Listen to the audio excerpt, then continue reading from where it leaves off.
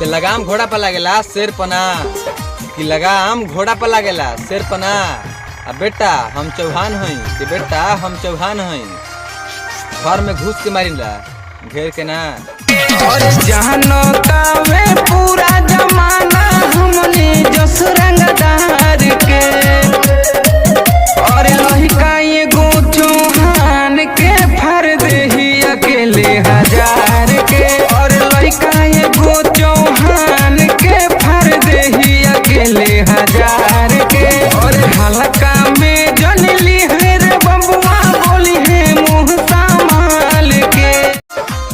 कि शेर आगे से वार कर ले आ कुकुर पीछे से भौंके ले, कि शेर आगे से वार करे ले आ कुकुर पीछे से भौंके ले।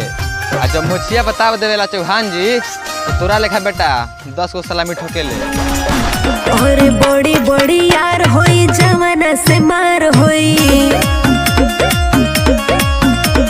होवे चौहान यहाँ गोली के बोछार होई, बुझला।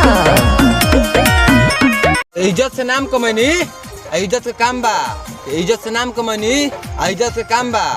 यही से हमारे दुश्मनों कहता आजकल, कि यही से हमारे दुश्मनों कहता आजकल कि पूरा इलाका में चौहान जी के नाम बा। माफिया विधायक ने तैयारी लागेला, चौहान होई जेल ससुरारी लागेला।